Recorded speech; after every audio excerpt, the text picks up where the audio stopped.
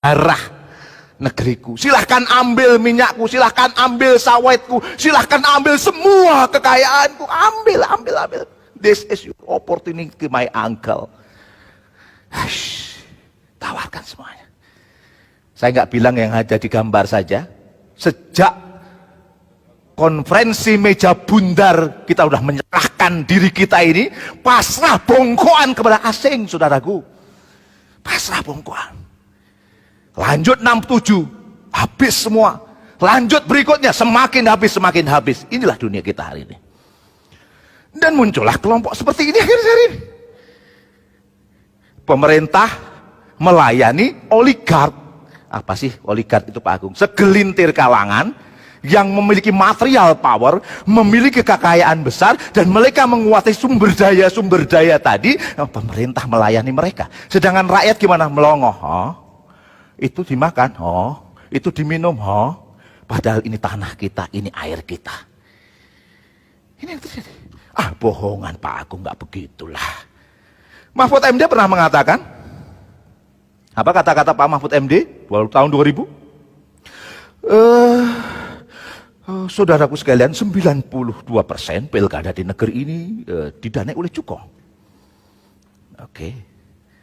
KPK tahun yang sama membuat penelitian, hasilnya agak sedikit rendah dari Pak Mahfud MD. 82% pilkada di negeri ini disponsori, ada sponsornya. Lanjut lagi Pak Mahfud bilang apa? Nanti kalau yang menang pilkada, yang menjadi pemimpin daerah akan memberikan aturan, memberikan legitimasi agar para oligark itu bisa menguasai sumber daya yang ada. Pertanyaan saya buat Bapak Ibu sekalian, kalau ini terjadi di daerah, pertanyaan retorik saya, terjadi nggak di tingkat pusat? Terjadi tidak? Bapak yang jawab, bukan saya loh ya. Terjadi kemungkinan besarnya. Gola Batudon ini terjadi suasana semacam ini. Persoalan yang terjadi di negeri ini. Oke, kita lanjut. Dan akhirnya apa? Ya begitu sumber daya diambil semua, dimakan semua oleh swasta dalam negeri maupun oleh asing, ya terjadilah kelompok seperti ini Pak.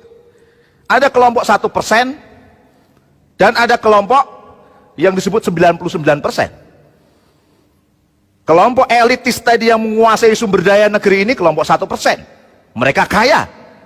Sementara yang rakyat jelata dan memperebutkan segelintir hanya sedikit sumber daya, we are 99%. Kami adalah yang 99%. Oke.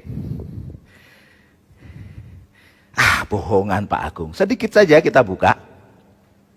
Gini rasio Indonesia tahun 2016 0,316.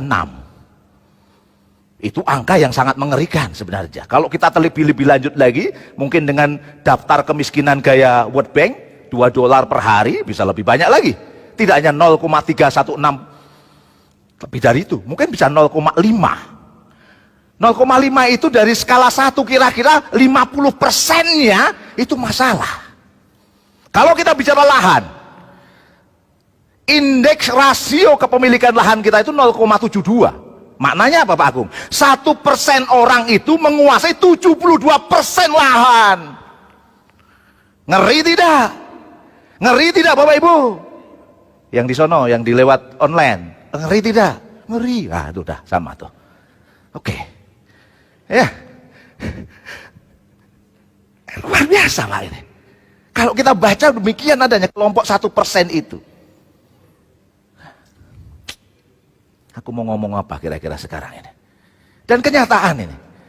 Ngomongin IKN, kita buka saja lah calon ibu kota negara yang baru. Milik ini milik negara, HGU milik negara. Konsesinya punya siapa? 56 elit politik, elit ekonomi yang ada di negeri ini. Buka saja faktanya, buka datanya. Nggak perlu disebutkan di forum ini, tapi nama-namanya ya, lain waktu. Jelas, clear. Mereka lah oligark itu, mereka 1% itu yang menguasai sumber daya. Terakhir yang paling menarik lagi, masa pandemi. Masa pandemi itu biasanya pekerjaan susah nggak? Susah, nyari